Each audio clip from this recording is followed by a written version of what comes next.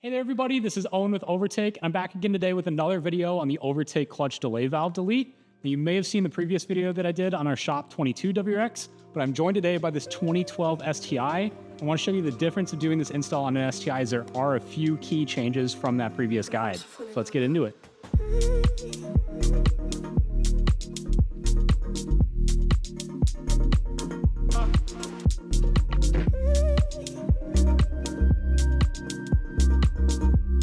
Now, really quick, just getting into the unboxing here. This is a really simple kit, so there's not a lot to it.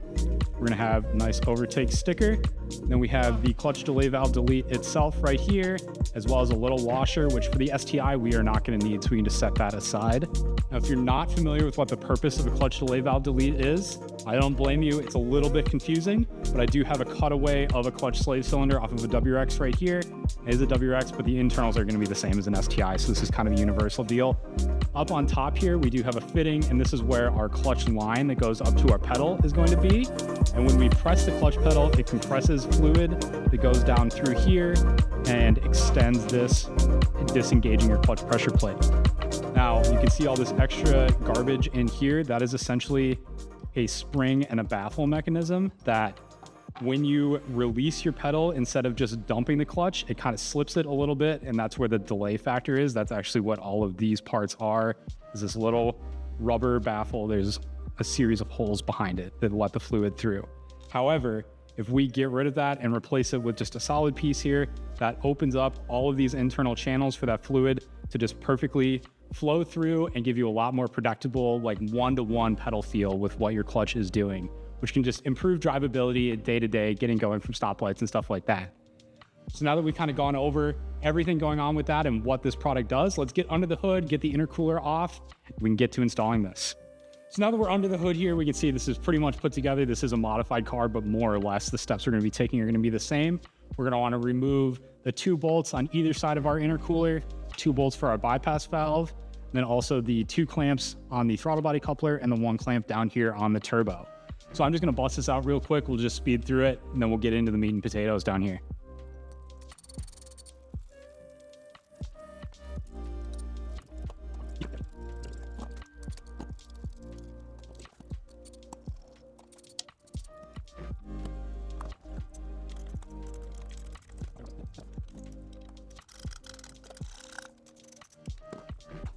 So now we have our top mount intercooler off, and we can see a lot more clearly what's all going on.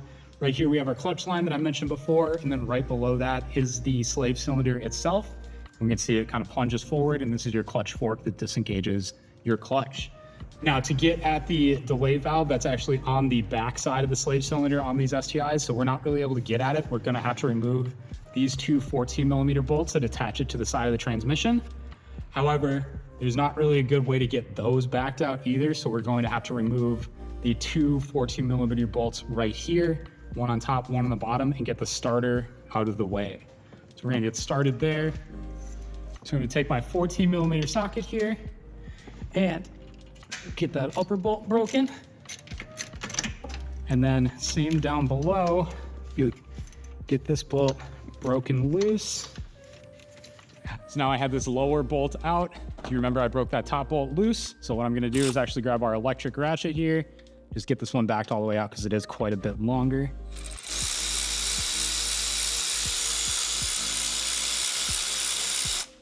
Now we can grab the starter, get this bolt all the way out, and just kind of rest the starter down below like so.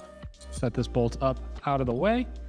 So for these 2 bolts down here, I'm gonna do the same thing. I'll break them loose by hand, and then I'll just use the power ratchet to get them out the rest of the way.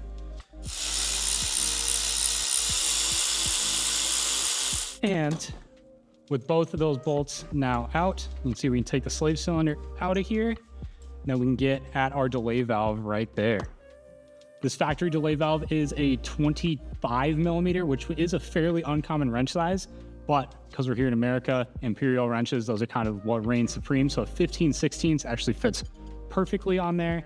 And I can break that loose, and just kind of spin this out by hand. Now I do want to be careful not to dump a ton of fluid everywhere. We are going to lose a little bit, but I'll be going over the bleeding procedure here in a minute. We can get the main body out of there, but as I showed you before, there is that little baffle plate and the spring and the plastic piece. So I'm gonna need to get a little pick to get those out. We can get down in here. First we have our baffle plate. And we have that little plastic bucket here. And then finally, we have our spring. Now that we have that factory delay valve assembly out, we can take our overtake clutch delay valve delete. One thing we want to make sure of before we install this, we do include an O-ring. You just want to make sure it's kind of seated in this groove just above the threads there. And we can take this and just get it spun down in there. And you can get it most of the way by hand. You're just going to feel a little bit of resistance from that O-ring, but that's normal. And then what we want to do is you can take either a 24 mil wrench, or in this case, I'm going to take a 10 mil socket. Just get it right there in the middle. Now we can just get that tightened down here. This doesn't need to be crazy tight. Like I said, that O-ring on there is going to seal this. So for bleeding your clutch, it's a little hard to show on car. So I'm going to come over here to the bench, and I have a slave cylinder off of another STI that I can demonstrate on. What we're going to start by doing is we want to pop this boot and the plunger off of the front here, and that exposes just the piston inside of here. As you can see, that moves. And then what we have is we found a 14 mil socket works best for this, but your mileage may vary depending on your socket set. You're going to want to put that in place just enough that you're kind of compressing that plunger a little bit. Then you want to grab a C-clamp and just make sure that that is locked down in position. Just like so. And you don't need to go crazy tight with it. You don't want to compress that piston all the way because then it's not going to bleed out properly. Then we want to take an 8mm wrench, get that installed over our bleeder just like so. And then we need a little reservoir to capture our fluid as we bleed out. So in this case, I just have a water bottle and hose. Get that hose installed over the bleeder just like so. Now that we have all that set up, what we want to do is pop the cap on our reservoir for the clutch. We just want to add a little bit of brake fluid, make sure it's topped off. And then with our assembly here, we want to make sure that we hold everything so that the bleeder is the highest point of our system.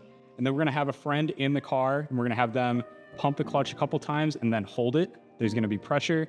Then you'll want to crack your bleeder here, let the fluid come out, and once it stops coming out, close your bleeder, and then have your friend let their foot off the pedal. The pedal's not going to return. They're going to have to manually reach down and pull it back up.